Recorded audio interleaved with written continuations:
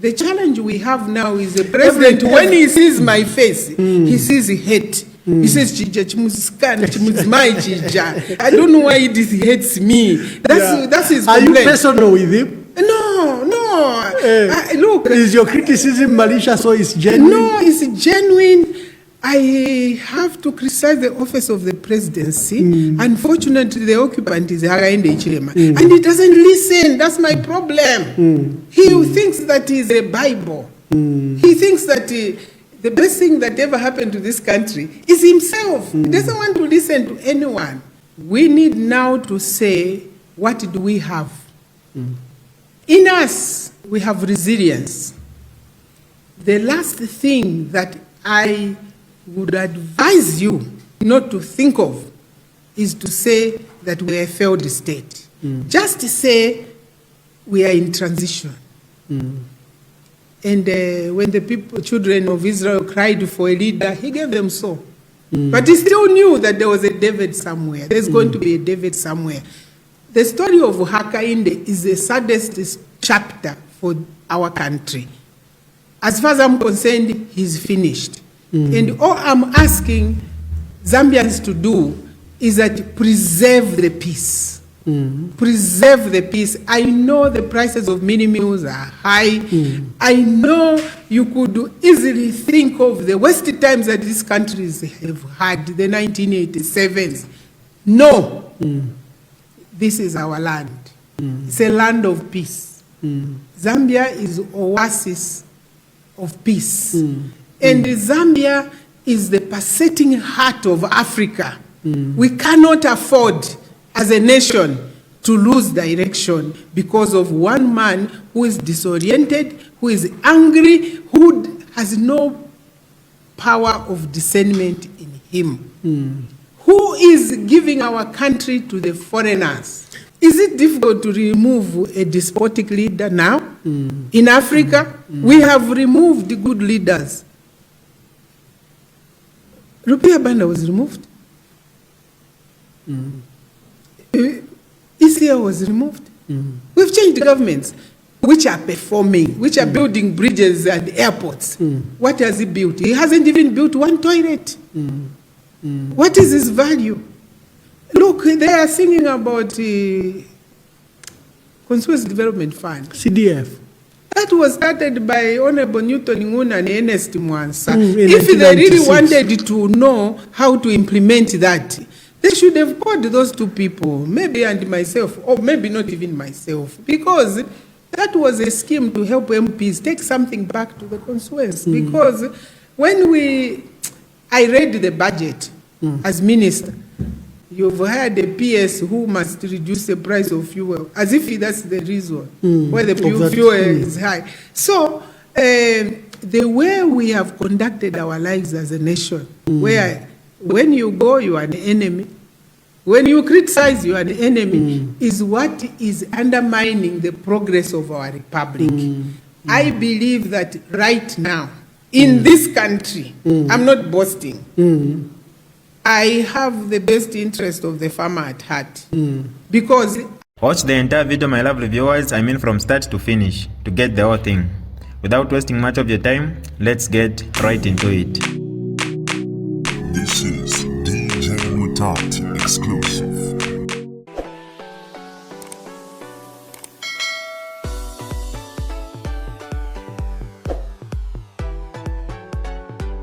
Hi lovely viewers, it's me again, your one and only Mutati Mpundu. Welcome to my YouTube channel. If this is your first time on my channel, kindly subscribe to my YouTube channel by hitting the subscribe button down below. Turn the bell icon to join the notification squad. Don't forget to like, share, and leave a comment. Tell me what you think about this video in the comment section below. I'll be super glad to hear from you lovely viewers. Honestly, as far as I'm concerned, my proposal is this. It's important that we give solutions. Yes. My proposal is this. If Hakainde had ears, he would have heard that the trajectory on which he is moving is not going to work. It's going to put the country in extreme crisis. Because the IMF and the World Bank and all his supporters, the Tony Blair, the Brent, their interests are elsewhere. Their interest is that Zambia should be in crisis. Then when you and I are throwing stones at each other, they will then start siphoning our sugilite, our emeralds, our mines. That's the mentality of these people. His friends in State House, whom he has gathered. Check anywhere in South America where IMF was, whether they left a good story. They leave chaos. You interacted with IMF at high level. You attended those Washington meetings. What will be the country's relationship with IMF?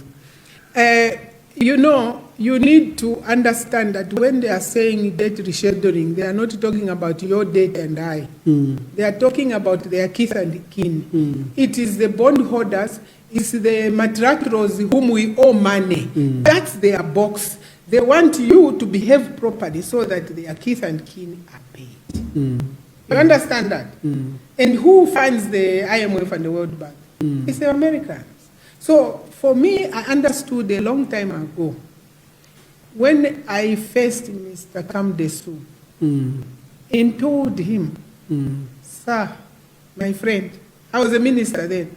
I was not a president. Like this president wants to interact with the juniors at the Washington. So I was interacting with my junior, Mr. Kamdesu, because as a minister of finance, you were a director. So you can't have the president saying, no, I have this personal relationship with Georgina. But let's embarrass me. Secretary to Treasury and the Minister of Finance. Yes, Papa. So I told him, this copper, I took him a caving. I said, this is copper from Zambia. But the youth on the street doesn't understand this. What we need are programs for the youth. Agriculture. I mean, I may not have succeeded, but for me, my passion has been agriculture. And it's very easy to turn around this country if all of us are moving in one direction, agriculture. The challenge we have now is the president, when he sees my face, he sees hate. He says, I don't know why he hates me. That's his complaint. Are you personal with him? No. Look. Is your criticism malicious or is genuine? No, it's genuine. I have to criticize the office of the presidency. Unfortunately, the occupant is Hakainde Hichilema. And he doesn't listen. That's my problem. He thinks that he's a Bible. He thinks that the best thing that ever happened to this country is himself. He doesn't want to listen to anyone. Because even a child can tell you something. We have a saying in my villages that if you find a person and you think you'll be eaten by a lion. Because he's telling you that there's a lion that side. So a leader listens. A leader is diligent, hardworking, and discerning. A leader is judged by the people around them. On the agricultural sector, which you are very passionate about, everyone says other than mining, agriculture should be our mainstay and probably will provide the necessary development for this country. What are we doing wrong? What have we done wrong? How come it's not a solution to this country? Let me ask you a question. When we are heckling about the privatization for years and years, how did we survive? How did we survive? Did we have alternative minerals? No. The only mineral we have is the soil. And President Chiluba, President Lupia Banda, President Mwanawasa, President Lungu, President Sata, they all understood this one concept. And the Bible is very clear. Put out your chariots. Load your food for your soldiers. They don't say, load your God. They say, load food. Soldiers, when they go to war, they have to eat. They have to have medicine lest they are injured. And late Prime Minister Yusuf Wali, when I was his guest in Egypt, he told me, he says, you're a very young person. you've been given Minister of Agriculture, there's a special reason.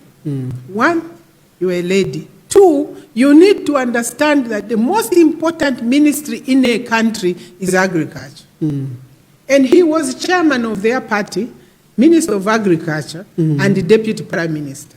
And he privileged me with the projects that we were doing. He opened my eyes. He says, in Egypt, at that time, there was massive youth unemployment. He says, let's go to Alexander. Let's go to the bush.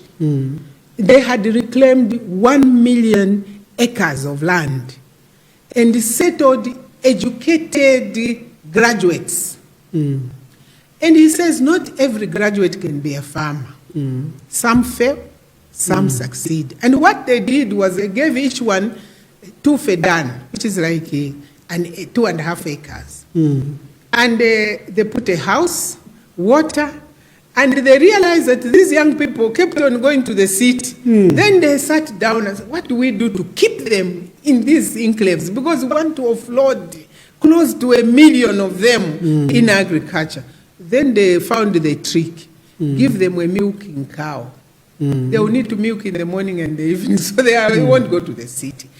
And he said to me, agriculture is not a sector where you need to politic.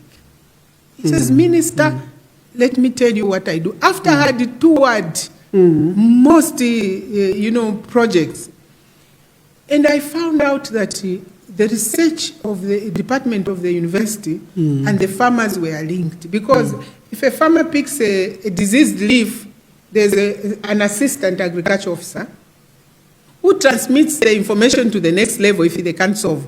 By 2 hours, 3 hours, the research department of the university is sending down a solution. And he said, agriculture is not a sector where you politics. He says, this is how I manage it. I call the opposition when we had to harvest. And in Egypt, you could get at that time 13 tons of wheat per hectare. And this is almost a desert area. Yes, they had reclaimed the desert. And he says, you see, I am a chairman of a party, so I need to prop up my party as well. But I can't take money from the treasury and pay farmers. The opposition will riot and say you are doing politics. So I call them to the table and say, what do you think we should do with the farmers? He says, not one opposition leader will say don't pay the farmers, because they will be seen as opposing a good thing. So he says, so the agricultural sector that Dr. Yusuf Wadi was running was an inclusive activity with the opposition. What stops these people from saying, Edith Nawakwi, you've been talking about tree planting. You've been talking about beans growing. Mr. Mutolo, honestly, if I go to livestock, the ministers don't even want to answer phones or see you in the corridors. They are scared they'll be fired. I am a former minister of agriculture. That's my place. And I'm a minister of energy. Why would you be telling me that you've hired a PS who must reduce the price of fuel, as if that's the reason why the fuel is high? So the way we have conducted our lives as a nation, where when you go, you are an enemy. When you criticize, you are an enemy, is what is undermining the progress of our republic. I believe that right now, in this country, I'm not boasting, I have the best interest of the farmer at heart, because I've distributed free seed, that is soybeans, sunflower, for free.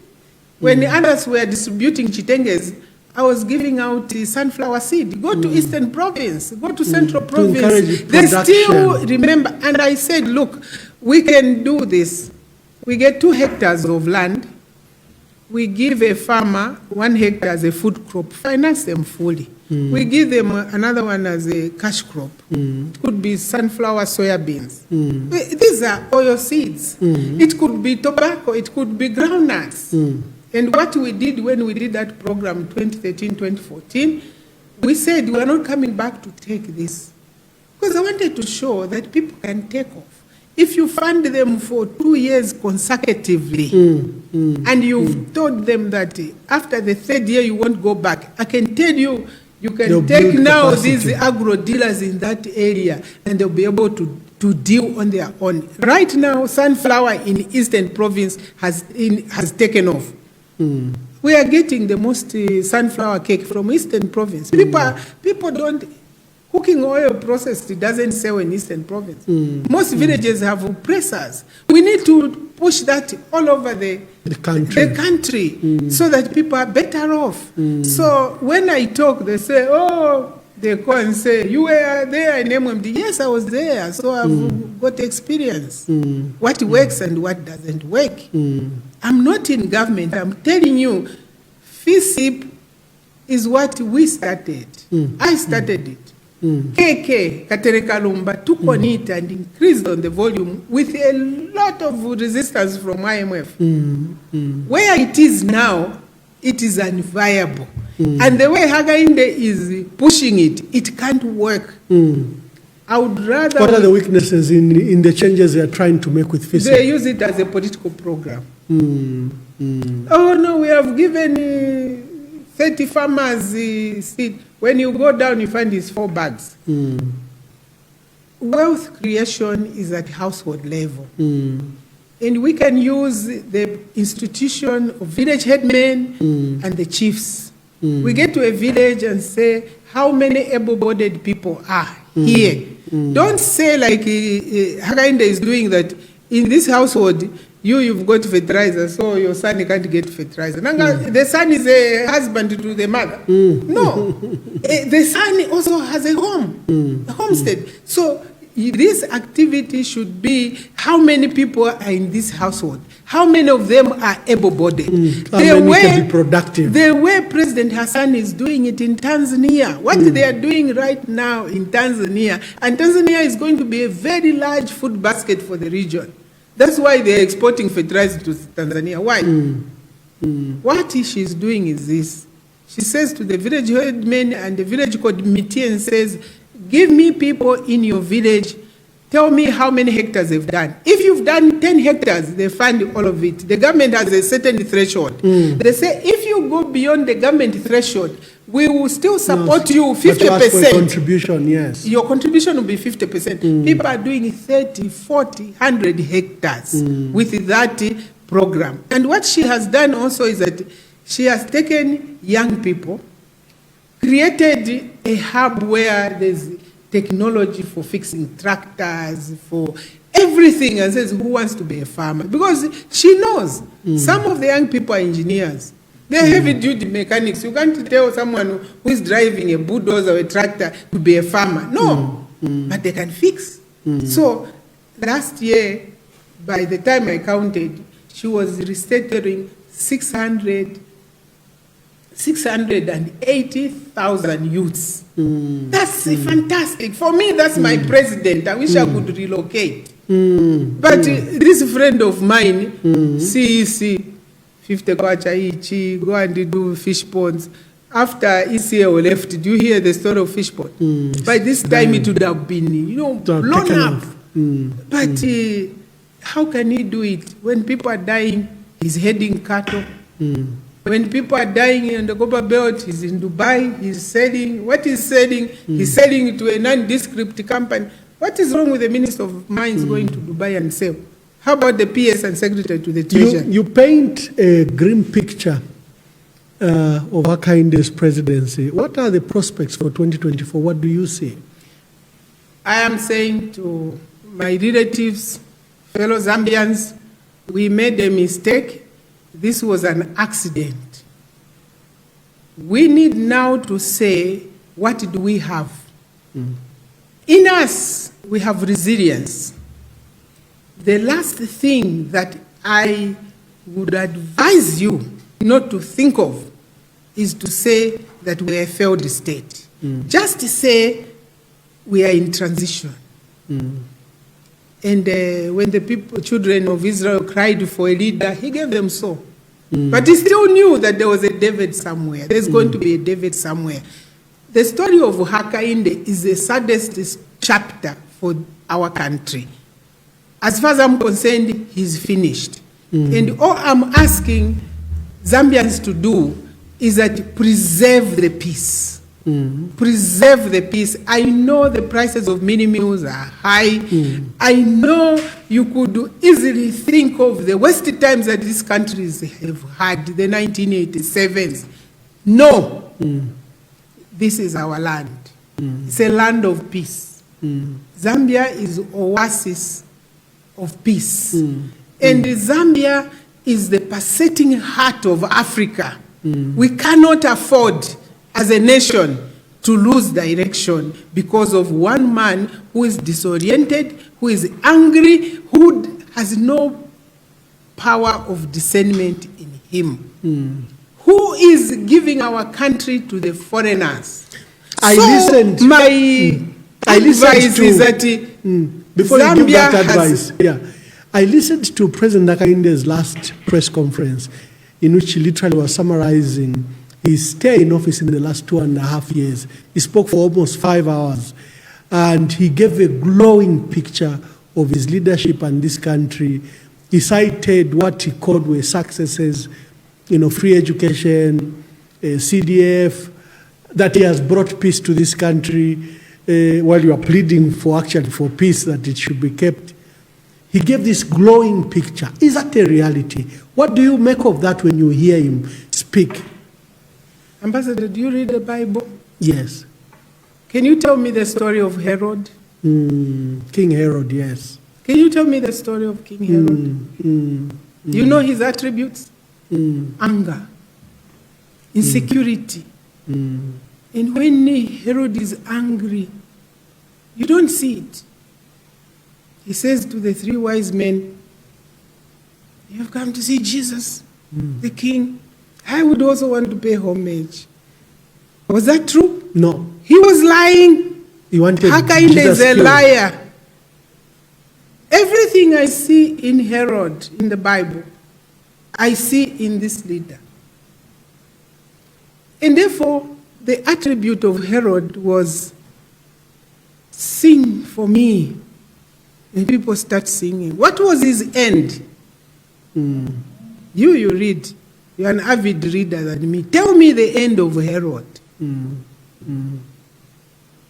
Tell me. Consumed by anger and self-deceit and ego. What happened? When people stand to pray, and you have praise singers around him, exact replica of Herod. We are in Herod's time now. So when he stands to praise himself, I pity him. I say, let's pray for him. Maybe he can see some light. Maybe he can see the humility in the people who built the wall. You get people together, stand and defend the wall wherever you are, because you form the barrier. Because now we are under attack. The wall has fallen. We are under attack. So each one of us is a resident under a city without a wall. We need a leader. We need a Nehemiah. And when he stands to literally utilize himself for hours, I weep. I weep and say to myself, in his own infinite wisdom, as we say in Parliament, God has gave us his son, Hakainde Hichilema. But he gave us the worst son, Herod. And look at what is happening across the board. I was talking about the DPP. This is his lawyer. These are the people who were defending the suspected treason case. Of course. And his DPP. And he's issuing fiats like someone on the street is issuing something. And you go to the courts of law, those of us who go and sit and listen to the indictments, you weep, because it's as though the DPP doesn't exist. I have been a regular visitor to courts, Chikwa courts. You remember, for a long time, I've never, ever found a situation where literally their justices have to help the prosecution to amend the cases on the floor. You see that? It means the DPP is non-existent, because the job of the DPP is to cross the T's and dots, because by nature of his job, it's a solemn job, sending people to the gallows. So he needs to concentrate, but he doesn't. And I ask Hakainde himself to go incognito in some of those courtrooms, sees the mistakes which the NPA is making there, because their DPP is sleeping, and he's sleeping only because he's a friend of the president. Look at the mistakes at Parliament. Your sister, your young sister. When I was in the House, and I always say this, I believe we have a finest lawyer in the House, but that job, because she's bidding for Hakainde Hichilema, she has thrown the rules to the wind. When we were members of the House ourselves, we used to be told by late Speaker Nabudiat, or Dr. Nabudiat, he says, the Speaker has no ears. When you try to draw him into a discussion, the Speaker has no ears, no eyes, I didn't see. Someone has to stand and say, Mr. Speaker, point of order. Did you hear what so-and-so did? If it is heinous and injurious to the dignity of the House, it is referred to the privileged committee. For that privileged committee has the leader of the House, the opposition, and eminent persons from government. They make a balanced decision and send to the floor of the House for the Speaker to rule on it. They actually rule on behalf of the Speaker. The Speaker is just a spokesperson. Because the committee has said, you are going to be sanctioned like this, like this. Now, this Speaker of ours, she behaves like it's a classroom. Get out, get out. And unfortunately, our members of Parliament, they don't understand their rights. Me, if I were to be sent out like that, like a little child, not even my granddaughter can you send the Namonje like that. She will say, no, grandma, I don't want. I would walk out with the mess. And you and I understand the implication of walking out. You send out 18 MPs out, they march out obediently. Honestly, I will walk out with the mess and see if she would continue sitting. Maybe she would sit because she may not understand the implication of the mess being lifted from there. It means you have fallen, Madam Speaker. So the excitement of being in a parliament, in government, is not there. I recall days when we used to be young and in that house. We went there as novices. We didn't know how to run parliament, but we spent our times in the library. When the Honorable State Council, Malambo, Siluamba start to speak, you could hear a pin drop. Bo Joshua Lumina, those people could be on the floor of the House for 4 days filibustering. They don't even know filibustering. So, you just hear. No, this one expelled. It's just a complete circus. So it's a reflection of the leader. Because essentially the leader of that National Assembly is the president. And every institution you tend to, he's turned it into a circus. And don't talk about the public service. So, for me, the solution... In fact, before you come to the solution, that's what I wanted to say. Zambians are looking at President Hakainde Hichilema and his tenure, and they're beginning to realize it could have been a mistake, like you've stated, that he has failed. They hope he may change in the next 2.5 years, but he may not. And they're looking at the opposition. And the opposition appear in disarray. We don't appear to be together or to be the credible solution to President Hakainde Hichilema. What would be your word of advice, encouragement? Because you are the vehicle in which President Hakainde Hichilema can be replaced. Actually, we are very credible. Unless you are telling me that I'm sitting on this platform and what I'm saying is not credible. I'm saying the facts, that this was a mistake. And don't force us in this country to start saying that 7 men have failed. And maybe it's time now for a mother to hold the baby. We don't want to go that far. Because the pen is uniform. Male, female, young or old, youth, the pain is uniform. It's really painful that you can at this day and age say that we are sending our patients to Tanzania. They were behind us. They were behind us. The backup was way behind. So all we need is leadership. And Hakainde is doing everything possible to annihilate any voice. That's why I'm in court. If you charge me with a criminal offense, the end result is that you want to send me to Mukobeko. Abduction is a very, very heavy charge. Abducting human beings is a penal offense. And he fabricates it. And his DPP authorizes the fiat. So they've created institutions around themselves to muffle and annihilate the opposition. Now, when that happens, we are back to 1990.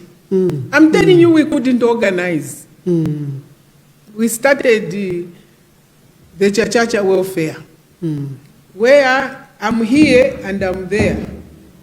There were no phones. There was no online streaming. There was no WhatsApp. So the more he doesn't see what is happening, the more surprised he's going to be. Because he shouldn't think that he's very smart, using the Inspector General to... In fact, it's good that they think that we are not campaigning. Me, I love it. Voila, I love it. Because that's the art of foolishness. And I hope he can read the art of war. You need to know what your enemy is up to. When you're on the hill and your enemy is in the valley, they can't climb. So the opposition look like they are in the valley, they are in the trenches. But you don't know what they are planning. You don't know what they are planning. And because the nation knows that Hakainde has stifled the opposition, the press is stifled, everybody now is alive to the fact that this was a mistake. Because there are people like Madam Scotland. She came here to birth this government. Unfortunately, she birthed a stillborn. And I'm challenging them, come back here, let's talk. The Commonwealth is about democracy, free press, free assembly. And this is stillborn. And we can't even bury it. Come here, we talk. The Americans, their mantra is free press, democracy. Is this the democracy that Biden wants? I mean, shame on Biden that he is sitting in America and watching a catastrophe forming in our country. And they're quiet because this is their brainchild. They clapped, no, because he doesn't like the Chinese. And foolishly we followed. But where are we now? We are back being given to my $15 million. When others are getting billions of dollars. There's no African country which is developing without Chinese money. Now, that kind of lack of foresight is King Herod once again. Yes. And there are many like that, Nebuchadnezzar, all of them. They're a group. So they think they are in charge. But they have nothing. They'll be consumed by worms. And for me, when you say, what is the way forward? In 1990, did we ever think we could unseat Super K? No, not at all. Not at all. We started by saying, totally we small people in the market. Because, even when I look back, Dr. Kaunda was this statesman, global statesman. So strong. Respected in Washington, respected in Moscow, respected in Peking at the time. Was a frequent flyer to London. And to see that the people rose and replaced such a man, So now, if you consider the love of the nation of Super Ken, and the greed in Hakainde Ichilema, Is it difficult to replace him? No, not It's at all. not. The Because Keke was the selfless. people have seen the grit. Mistakes, despite Keke's fallings and failings. He educated us. He gave us, ZCCM was the breast. It was education, and that's the point I made to the people in the West. I said, you people, you even want to take Kabelenga guest house. It's our Camp David. Because these so-called buyers wanted even all the assets, including non-combining assets. I said, but why would you take a guest house where the president has gone raised? Would you sell your Camp David? So, if you say, in 1990, we could whisper in toilets. Now I can do WhatsApp. I can do anything. I can be on air. Is it difficult to remove a despotic leader now? In Africa, we have removed the good leaders. Rupia Banda was removed. Isia was removed. We've changed governments, which are performing, which are building bridges and airports. What has he built? He hasn't even built one toilet. What is his value? Look, they are singing about Consuels Development Fund. CDF. That was started by Honorable Newton Nguna and Ernest Mwansa. If they really wanted to know how to implement that, they should have called those two people, maybe and myself, or maybe not even myself, because that was a scheme to help MPs take something back to the constituents. Because when I read the budget as minister, and they call me in Nakonde, minister, now to Afara kuna Konde, there was not even one kwacha for Nakonde.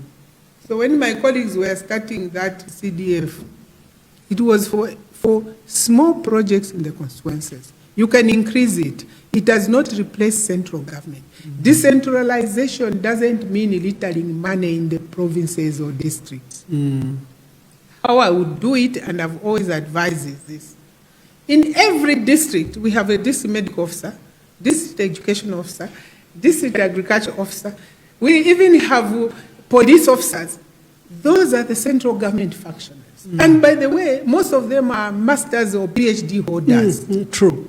So now, Hakainde's vision is that these professionals out of the way, I'm going to give money to the ward committee. And let's take my ward in Inega village. The only educated person there is my young brother. You give him 40 million kwacha. And they say, propose a budget. It has never been schooled in budgeting. What are they going to do? This is why you are setting. You are getting people. I've always stated that the president doesn't seem to understand decentralization and local government. He doesn't. Because he assumes that CDF is decentralization. And his friends in America are saying, no, grassroots. Because the Americans and these people in the West, they will sing your song when they see you are foolish. You know, for me, what I would have done, I would have taken that money, handed it over to the local authority. Which has expertise and democratic structure. Some local authorities don't have the requisite staff. But tell the central government functionaries in each district that they are the development committee. And we did that in Kalingalinga when I was MP for Munali under Zamsif. I did Kalikiriki police station. I did a number of projects. But how we did them, we got Father Thomas Banda to be the chairperson of the committee. But if we were building a police station in Kalikiriki, we went to the officer in charge and said, please, what facility do you want? Then we went to Works and Supply. Can you provide the supervision and the drawings? And it worked beautifully. So that concept is what you see in the FDD manifesto, that we create wealth at households, but on the platform of professionals. Because if I'm sinking a borehole, I don't need the president to go and sink a borehole in this rain. In this rain, he's running around when he was heading cattle in the dry season. In this rain, you go to sink a borehole. I mean, I'm former Minister of Energy and Water, for God's sake. You dig at 20 meters, you find water. It's Yeah. still in the same vein of the sewage system. So what I would do to have full decentralization is to not create any new institutions. Gather all the Capacity. professionals in a district. They should be under one person. We have the DC. We have the secretary to the council. I would ask the Minister of Finance and the Treasury Secretary to gazette a controlling officer for each district. Because that's the person you need to subvert that money, because that person is auditable. The only office you need to create at local level in the district is the Auditor General's office. You have an auditor there, and you have a person who is qualified to receive money from the Treasury. Not the MP, not the council, because you can't audit them.